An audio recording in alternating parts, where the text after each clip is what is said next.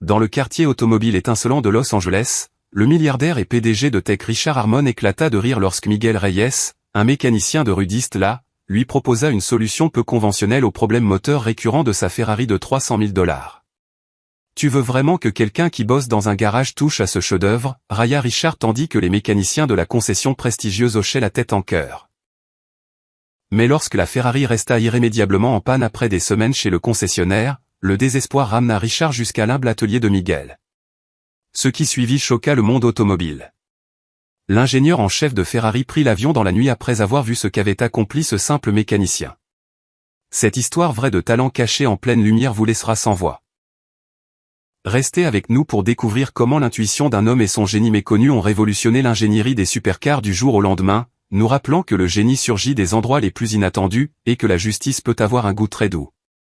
Le petit village de San Miguel, juste à l'extérieur de Guadalajara, au Mexique, était connu pour ses vastes terres agricoles et son mode de vie simple. C'est là, parmi les routes poussiéreuses et les maisons modestes, que naquit Miguel Reyes, dans une famille où le travail acharné n'était pas seulement une valeur, mais une nécessité pour survivre. Son père, Eduardo, possédait un petit atelier de réparation spécialisé dans les engins agricoles, les tracteurs et, de temps en temps, les rares voitures qui passaient. Dès l'âge de 8 ans, Miguel montra une capacité hors du commun qui faisait s'arrêter les adultes. Là où les autres n'entendaient que du bruit, Miguel, lui, comprenait exactement ce qui clochait dans un moteur. C'était comme s'il parlait une langue que seuls les moteurs comprenaient. « Écoute », lui disait son père en le rapprochant d'un moteur de tracteur. « Qu'est-ce que tu entends ?» Miguel fermait les yeux, posait sa petite main sur le métal chaud et sentait les vibrations. « Le calage est décalé », répondait-il. « Ou bien, il y a une fissure dans le 3e cylindre. » Et à chaque fois, il avait raison. Son grand-père, Roberto, avait été mécanicien pour des équipes de course dans sa jeunesse avant de s'installer à San Miguel. En Miguel, il vit non seulement du talent, mais un don qui pouvait changer l'avenir du garçon. Pendant que les autres enfants jouaient au foot dans la rue, Miguel restait assis avec son grand-père à absorber des théories complexes sur les moteurs à explosion, la thermodynamique et la résonance mécanique. Un moteur, c'est comme une symphonie, lui disait Roberto. Chaque pièce doit jouer en harmonie avec les autres. Quand tu entends un problème, tu entends un musicien qui joue faux. À 15 ans, Miguel reconstruisait des moteurs les yeux fermés. À 17 ans, les fermiers des villages voisins demandaient expressément « le gamin aux oreilles d'or » quand ils amenaient leur matériel. Mais le petit village offrait peu de perspectives, et Miguel rêvait plus grand. Il dévorait des livres d'ingénierie, souvent à la lueur d'une bougie quand l'électricité sautait. Sa mère le retrouvait parfois endormi, le visage collé sur des schémas de pièces moteurs, un crayon encore à la main. À 19 ans, avec à peine $500 économisés et un sac de vêtements, il traversa la frontière vers les États-Unis. Il s'installa à East Los Angeles chez un cousin éloigné. La réalité de la vie d'immigrant le frappa de plein fouet. Son talent avec les moteurs ne valait rien sans diplôme ni relation. Pendant 3 ans, il enchaîna les petits boulots, plongeur le matin, employé de supérette le soir, et de mécanicien le week-end. Chaque dollar de côté allait dans une boîte à café étiquetée « Mitallé, mon atelier ». Chaque minute libre servait à apprendre l'anglais et à lire des manuels d'ingénierie mécanique empruntés à la bibliothèque municipale. Quand il put enfin louer un petit local dans une zone industrielle d'East là, ce n'était pas grandiose, sol en béton taché d'huile, néons qui clignotaient, outils d'occasion parfaitement rangés sur des panneaux perforés. Mais pour Miguel, c'était l'accomplissement d'un rêve. Le bouche à oreille se répandit dans les quartiers populaires, il y avait ce mécanicien capable de réparer ce que les autres déclaraient irréparable. Chauffeurs de taxi, livreurs, familles avec des voitures âgées que les concessions avaient abandonnées, tous finirent par pousser la porte de Miguel S Auto Solutions. Ses prix étaient honnêtes, son travail irréprochable, et ses diagnostics frôlaient le surnaturel. Ce que ses clients ne voyaient pas, c'étaient les innovations qu'il développait. Outils de diagnostic fabriqués à partir d'électronique récupérée, méthode de test basée sur les sons et les vibrations, une combinaison unique entre données numériques et compréhension intuitive de l'harmonie mécanique. Son grand moment arriva par hasard lors du défilé annuel de la ville. La Cadillac vintage du maire tomba en panne au milieu du cortège. Quand les mécaniciens officiels séchèrent, Miguel, simple spectateur, s'avança. En moins de 5 minutes, il identifia et répara un problème électrique qui échappait aux équipements sophistiqués. Le maire, Impressionné, le recommanda à plusieurs amis, dont certains possédaient des voitures de luxe. Pourtant, Miguel restait invisible pour les concessions haut de gamme de Beverly Hills et Newport Beach. Travailler sur des supercars dernier cri semblait aussi lointain que jamais. Puis, un mardi ordinaire, alors qu'il terminait une vidange, Miguel entendit passer une Ferrari California. Même dans le bruit de la rue, son oreille entraînée capta un léger connement qui n'aurait jamais dû exister. Ce son le hanta pendant des jours, comme une note fausse dans une mélodie. Richard Harmon avait bâti sa fortune grâce à une série d'acquisitions de start-up. À 42 ans, il incarnait le rêve californien tech. Villa dans les collines, abonnement jet privé, collection de voitures exotiques plus investissement que moyen de transport. Sa dernière acquisition, une Ferrari F8 Tributo, était sa fierté. Quand le moteur commença à poser problème, Richard fut agacé mais pas inquiet. C'est pour ça qu'existent les garanties. Il confia sa précieuse voiture à Beverly Hills Exotic Motor, la concession officielle Ferrari pour l'élite du sud de la Californie. Ne vous inquiétez pas, monsieur Harmon, lui assura le responsable atelier en lui tendant les clés d'une Maserati de courtoisie. Nos techniciens maîtres sont formés à Maranello. Votre F8 sera parfaite en un rien de temps. Mais les semaines passèrent et le problème persista. À chaque fois que Richard récupérait la voiture, le souci revenait en quelques jours. La concession remplaça des capteurs, recalibra les systèmes, lança diagnostic sur diagnostic. Les factures s'accumulaient, couvertes par la garantie. Mais la patience de Richard s'effilochait. Je rate des réunions clients à cause de ça, pesta-t-il lors de sa 4e visite. Qu'est-ce que je paye si vous n'êtes même pas capable de régler un simple problème moteur? Ce fut à une station-service près de Brentwood que les chemins de Miguel et Richard se croisèrent. Miguel venait de livrer une Mercedes réparée et remplissait son vieux pick-up de travail quand il entendit le grondement caractéristique de la Ferrari. Même avec le bruit des pompes, il perçut la disharmonie dans la note moteur. Il vit Richard sortir, téléphone collé à l'oreille, en pleine conversation d'affaires. Le moteur continuait de tourner au ralenti et, pour Miguel, c'était comme entendre un pianiste de classe mondiale jouer sans cesse la même fausse note. Il ne put s'empêcher d'approcher quand Richard raccrocha. « Excusez-moi, sonore. Je n'ai pas pu m'empêcher de remarquer que votre Ferrari présente un déséquilibre harmonique dans la chambre de résonance d'admission. Cela provoque une combustion incomplète dans les cylindres 3 et 6. » Richard le détailla de haut en bas, vêtements de travail usés, accent, vieux pick-up avec « Miguel S Auto Solution » peint sur le côté. Son expression passa de la surprise à l'amusement. « Ah oui? Et tu as appris ça à l'université Ferrari, je suppose » lança-t-il en riant. Deux mécaniciens de la concession, venus récupérer la voiture d'un autre client, s'approchèrent. « Tout va bien, monsieur Harmon » demanda l'un, en toisant Miguel avec suspicion. « Oh, je reçois un diagnostic gratuit de la part d'eux. » Richard désigna vaguement Miguel. « Miguel Reyes » précisa ce dernier en tendant la main, que Richard ignora. « D'après monsieur Reyes, vous auriez loupé un déséquilibre harmonique ou je ne sais quoi. » Le mécano le plus grand ricana. Ces mécaniciens de rue pensent toujours tout savoir. Ils regardent 2 vidéos YouTube et se prennent pour des experts. « Mon atelier est à Istla » répondit calmement Miguel. « Si vous voulez un second avis, je pense pouvoir. » Tu crois vraiment que je vais laisser quelqu'un qui répare probablement des tacos trucs toucher à ma Ferrari à 300 000 $, le coupa Richard. Les mécaniciens de la concession éclatèrent de rire. Le responsable atelier, qui venait de les rejoindre, prit Richard à part. « Monsieur Harmon, on voit ça tout le temps. Ces gars essaient toujours de racoler nos clients. Faites-nous confiance, s'il y avait une solution simple, notre équipe l'aurait trouvée. » Miguel encaissa l'humiliation en silence. Il se contenta de poser sa carte de visite sur le pare-brise de la Ferrari et s'éloigna, le rire dans son dos. Un mois plus tard, la frustration de Richard était à son comble. Le problème empirait, et la concession proposait maintenant un remplacement complet du moteur, 85 000 $ et 3 mois d'attente pour un bloc neuf venu d'Italie. C'est inacceptable, explosa Richard. J'ai des investisseurs qui arrivent la semaine prochaine, il me faut cette voiture. Son assistante, Jennifer, osa timidement. Monsieur, j'ai trouvé ça dans votre voiture le mois dernier en récupérant vos lunettes de soleil. Elle lui tendit la carte de Miguel. Richard fixa la carte, pesant sa fierté contre son désespoir. Finalement, il appela. L'atelier de Miguel faisait figure d'autre monde comparé au showroom rutilant de Beverly Hills Exotic Motor. Pas de machine à espresso, pas de salon d'attente en cuir italien, pas d'écran plat diffusant la Formule 1. Juste du béton, des néons et l'odeur d'huile et de métal. Richard, en costume sur mesure, se tenait mal à l'aise tandis que Miguel s'approchait de la Ferrari avec une révérence qui le surprit.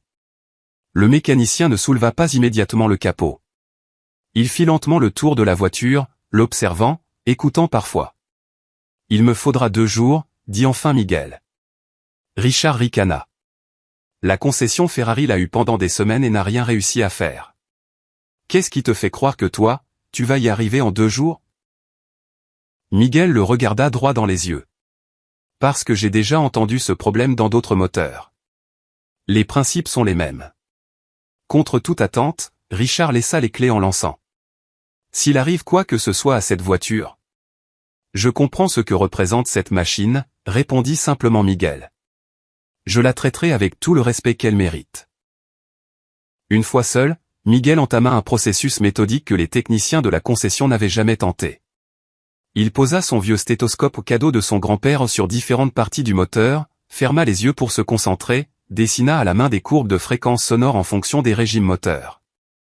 Les diagnostics informatiques ultra sophistiqués avaient manqué ce que l'oreille entraînée de Miguel détectait. Une vibration harmonique subtile qui n'apparaissait qu'à certaines températures. Le problème n'était ni électrique ni numérique. Il était purement mécanique, une résonance que les capteurs Ferrari n'étaient pas programmés pour repérer. Miguel travailla toute la nuit, ne dormant que 2 heures sur un lit de camp. Le matin, il avait une théorie. L'après-midi, il avait fabriqué la solution, en s'appuyant sur des principes mathématiques que son grand-père lui avait enseignés sur la résonance harmonique, principe valable aussi bien pour les tracteurs que pour les moteurs de course. Il fabriqua lui-même les outils nécessaires avec des matériaux de base, adapta des outils standards à des usages très spécifiques, effectua des réglages d'une précision d'horloger. Richard appela plusieurs fois, alternant menaces et supplications. C'est une supercar de précision, pas un pick-up. Si tu es dépassé, dis-le. Mais Miguel était dans son élément. Tout en travaillant, il se rappelait des problèmes similaires résolus sur des tracteurs et des pompes d'irrigation au Mexique. Machines différentes, principes identiques. La voix de son grand-père résonnait, les vérités mécaniques sont universelles, Miguel. Elles ne changent pas selon le prix de la machine. À 3 heures du matin le 2e jour, Miguel effectua le dernier réglage et démarra le moteur. Le son qui emplit l'atelier était différent. Pur, harmonieux, parfait. Il appela Richard à l'aube. « Votre voiture est prête. » Richard arriva encore sceptique. « Tu l'as vraiment réparée ? » « Faites un essai. » Dès qu'il démarra, l'expression de Richard changea. Même à son oreille non entraînée, quelque chose était différent. La voiture ne sonnait pas seulement « réparée ». Elle sonnait mieux qu'à l'achat. Puissance plus fluide, réponse plus vive. Après un tour du pâté de maison, il revint, à contre-cœur émerveillé. « Qu'est-ce que tu as fait ?» Miguel expliqua simplement le déséquilibre harmonique et sa solution. Richard comprit peut-être 10% des détails techniques, mais 100% du résultat. Quand il vit la facture ou une fraction de ce que facturait la concession pour des réparations temporaires, il fronça les sourcils. « C'est trop peu pour ce que tu as accompli. »« C'est mon tarif habituel, » répondit Miguel. La complexité du problème ne change pas la dignité du travail. Alors qu'il réglait la transaction, le téléphone de Richard sonna. Son visage se crispa. « Comment ça, ils sont déjà là ? La réunion n'est pas avant. » Il regarda sa montre et jura. Accident grave sur Wilshire, toute la circulation bloquée. Il devait traverser la ville en moins d'1 heure sous peine de perdre un contrat de plusieurs millions. Il y a un itinéraire par les canyons, proposa Miguel. Sinueux mais dégagé. Richard hésita. Je viens juste de la faire réparer, je ne veux pas la malmener. Elle n'a jamais aussi bien marché, assura Miguel.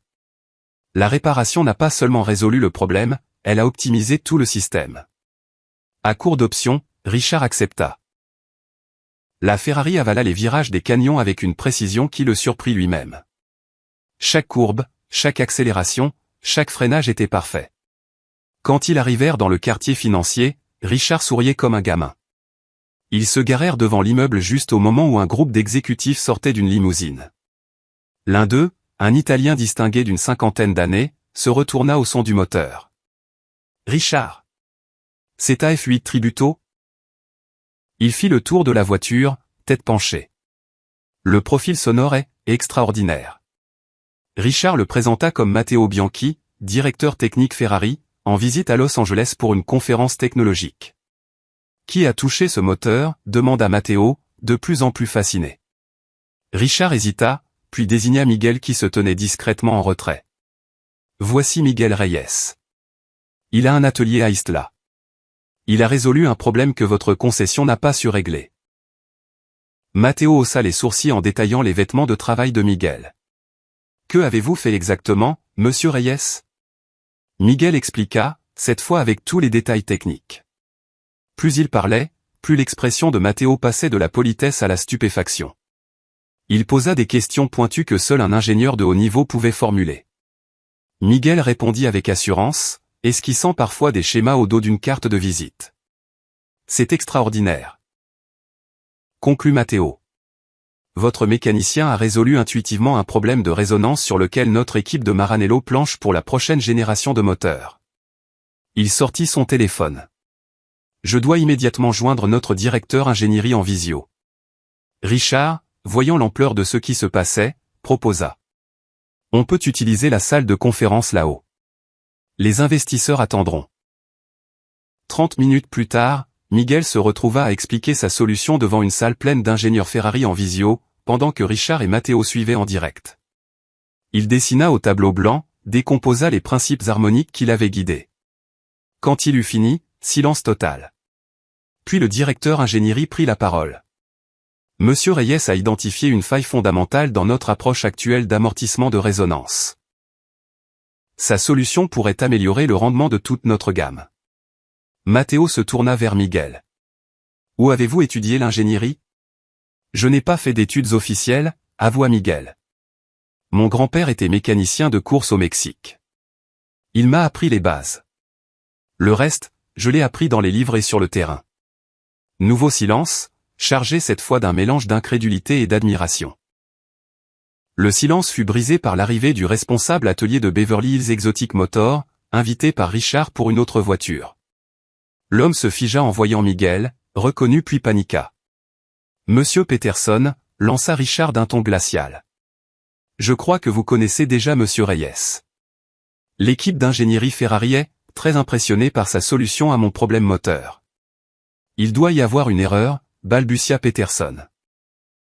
Nos techniciens formés en usine n'ont pas su identifier un simple problème de résonance. Matteo le coupa. Monsieur Reyes, lui, l'a non seulement diagnostiqué correctement, mais a développé une solution élégante que nos propres ingénieurs qualifient de brillante. Peterson blêmit. La réunion d'investissement qui suivit fut un triomphe, les Italiens, impressionnés par la voiture et par l'histoire, signèrent pour le double du montant espéré. Le soir même, la nouvelle se répandit dans les cercles automobiles exclusifs. Une vidéo de l'appel depuis l'atelier de Miguel jusqu'au siège Ferrari, filmée par un ingénieur, fuita chez les initiés. Un mécanicien de rue résout l'impossible chez Ferrari, devint le titre de plusieurs blogs spécialisés. 3 jours plus tard, Matteo revint avec une lettre officielle. Ferrari souhaite vous inviter à Maranello comme hôte. Notre département ingénierie met en œuvre votre solution et voudrait votre avis sur d'autres projets. Nous vous proposons également un poste de consultant spécial 6 chiffres, avec relocation en Italie si vous le désirez. Miguel resta sans voix, la lettre tremblant légèrement dans ses mains. Avant qu'il puisse répondre, son téléphone n'arrêta plus de sonner, ami fortuné de Richard désespéré pour un rendez-vous, Beverly Hills Exotic Motor avec une offre d'embauche à double salaire, ancien moqueur qui prétendait avoir toujours cru en lui. L'histoire de Miguel Reyes, le mécanicien de rue qui révolutionna l'ingénierie Ferrari, devint virale. Mais Miguel prit une décision qui surprit tout le monde sauf ceux qui le connaissaient vraiment. Il refusa la relocation en Italie, acceptant seulement un rôle de consultant à temps partiel qui lui permettait de rester à Ixtla. « Ma communauté a besoin de moi ici », expliqua-t-il à un Matteo perplexe. « Mais je suis honoré de travailler avec Ferrari pour déployer ces solutions sur toute votre gamme. » Avec son premier chèque de consultant, il n'acheta ni voiture de luxe ni maison de prestige. Il rénova son atelier, ajouta une salle de formation, créa un programme d'apprentissage pour les jeunes défavorisés passionnés de mécanique, des gamins qui, comme lui autrefois, avaient du talent mais pas les moyens. Richard, profondément marqué par l'expérience, vint le voir. « Je te dois des excuses et j'aimerais investir dans ton programme de formation. Et créer un fonds de bourse pour les étudiants immigrants en ingénierie. » Miguel accepta avec bienveillance. « Le succès, ce n'est pas la reconnaissance des autres, lui dit-il. C'est rester fidèle à son métier et aider là où on le peut. » Le visiteur le plus surprenant fut Peterson, l'ex-responsable atelier, rétrogradé puis licencié. Il vint, humilié, sans emploi. « J'avais tort sur toi. 20 ans dans le métier et j'avais oublié comment écouter vraiment un moteur au lieu de me fier uniquement aux ordinateurs. » Miguel lui proposa un poste pas de manager, mais de formateur prêt à réapprendre les fondamentaux tout en transmettant son savoir sur les voitures de luxe aux apprentis. « Les moteurs se fichent d'où tu viens et de ta tête, » dit Miguel à son équipe grandissante. Ils répondent à la compréhension et au respect. 6 mois plus tard, Ferrari annonça que la méthode Reyes d'équilibrage harmonique serait intégrée à la prochaine génération de moteurs, avec le nom de Miguel mentionné dans le communiqué officiel. Des manuels d'ingénierie automobile commencèrent à inclure son cas comme étude de référence. Avec une partie de ses revenus, Miguel fonda une école technique à San Miguel, son village natal. Il y retournait 2 fois par an pour des masterclass. L'école devint rapidement réputée pour former des mécaniciens exceptionnels recrutés dans le monde entier. Par une chaude soirée dans son atelier agrandi mais toujours sans prétention, Miguel se tenait aux côtés d'un apprenti de 16 ans originaire du même quartier difficile. Ils écoutaient ensemble le moteur d'une Mustang vintage. « Ferme les yeux, » dit Miguel. « Dis-moi ce que tu entends. » Quand le garçon décrivit la légère irrégularité de calage, Miguel sourit. « Le vrai génie ne se mesure pas à l'endroit où tu travailles, » murmura-t-il. « Mais à la façon dont tu vois le monde quand les autres ont cessé de regarder. Avez-vous déjà été sous-estimé puis prouvé à tous qu'ils avaient tort? Votre valeur ne dépend pas du regard des autres, mais de la passion et de l'excellence que vous mettez dans tout ce que vous faites. Le vrai talent ne peut pas rester caché éternellement. Et parfois, ceux qui vous méprisaient hier apprendront de vous demain. Le monde a besoin de vos dons uniques. Surtout quand personne d'autre ne les voit.